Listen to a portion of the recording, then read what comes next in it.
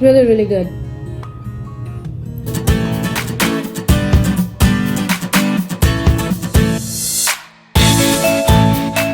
Good afternoon po sa inyong lahat. My name is Maricel. I know it's been a while na hindi po ako nakapost sa YouTube. Pasensya na po kayo. Medyo na-busy lang po. Ngayon po, ang gagawin po natin is Yema Cake Special.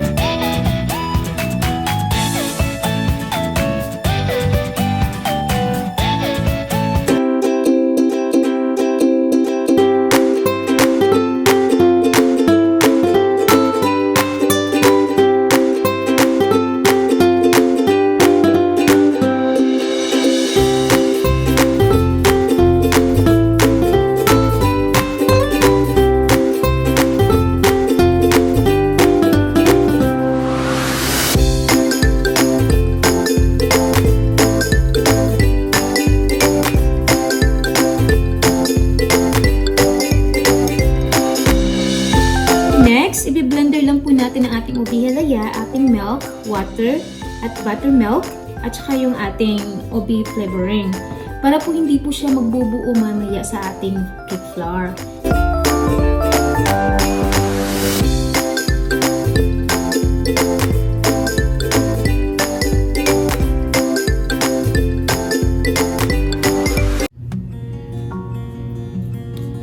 So now we can mix our egg. At saka i-mix na rin natin yung ating ubi halaya. So now i-mix lang po natin.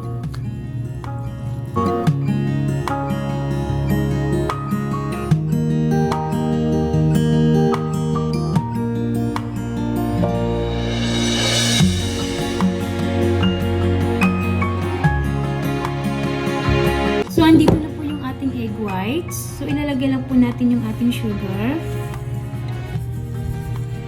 At i-mix lang po natin. So now ilalagay lang po natin sa ating mixer. So ilagay lang po natin yung ating cream of tartar.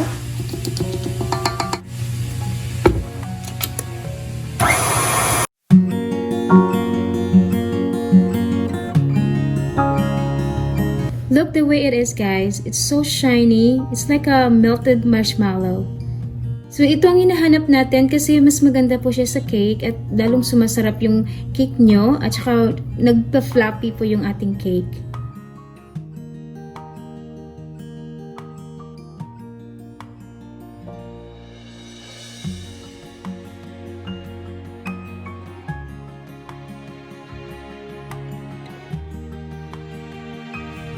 Ngayon, ilalagay na po natin siya sa ating baking pan. Nag-grease po na po siya ng butter.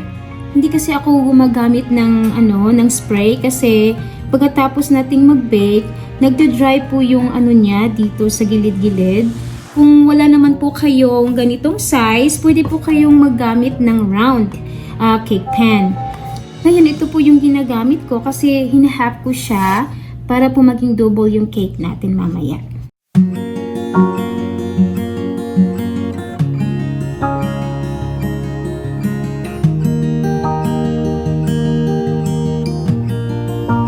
So now, our butter is done. So tanggalin lang po natin yung air niya sa loob. So ngayon, i-bake lang po natin siya ng 20 minutes. So now, luto na po yung cake natin. I'm sorry po, nakalimutan ko pong i-click yung video kanina.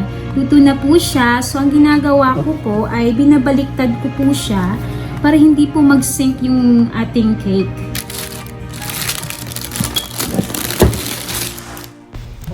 So now it's time to have our cake. So what I do here, because I don't have the measurements, so I'm just using my cake board.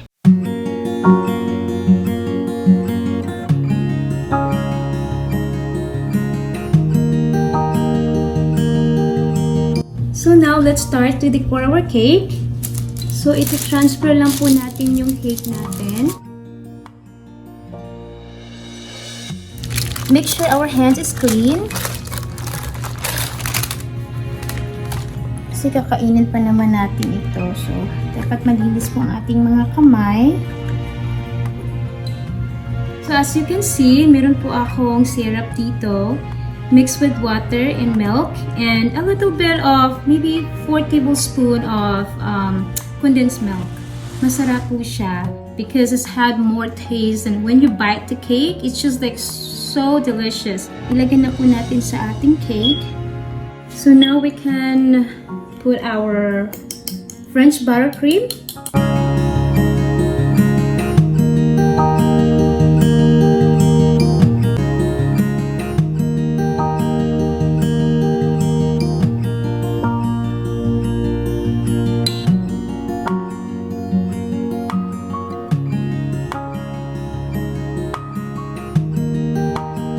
Now we have UBE YEMA sauce. I make it in advance. Sometimes like I had a UBE bread that I made all the time for my clients, and you always request my YEMA sauce, which this. So now ilalagay na po natin yung isa. Lagyan natin siya ng syrup sa ibabaw.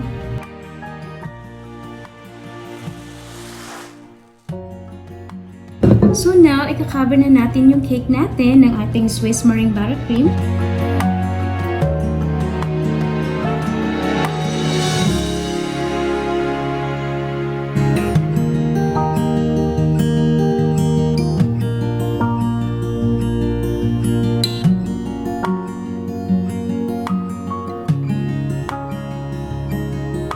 So now, we're done coating our cake. So we just put in the cooler for 20 minutes.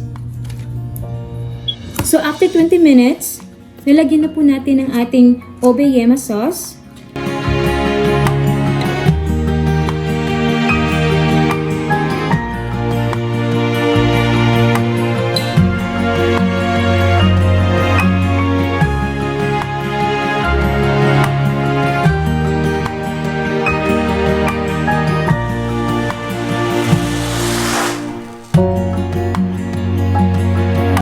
So now, if you're worried about the side of our cake board, so don't worry about it. Lilinisin lang po natin. It's natural to make a mess. If it's baking, yes, you always make a mess. Aminin ninyo. Minsan, nagme-mess din kayo, di ba? Okay lang yan. It's natural.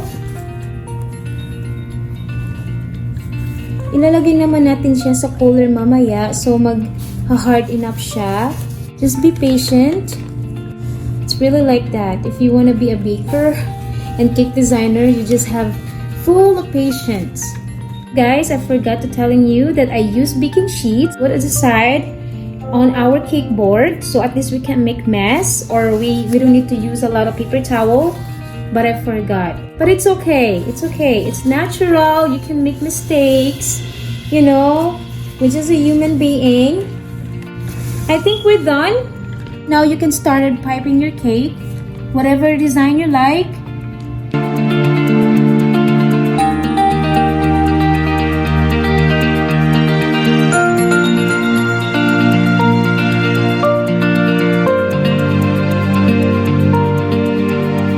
So now it's time to decor our cake. So we have a YEMA bowl. I'll just make an advance. And we have American cheese. I really love this cheese because it's sweet and milky and salty. And this one is chocolate melt. So I'll just scroll around. But if you have your own designs, you can, whatever you like, do it in advance. So you don't need to worry about later.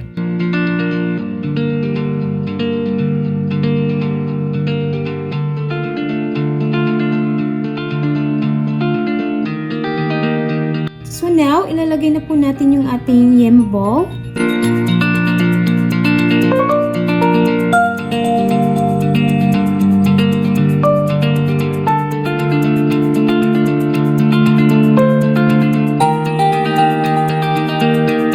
So now, i-grated lang po natin yung ating cheese para we can put on the top of the cake. So, ilagay na natin po yung ating cheese on the top of your cake.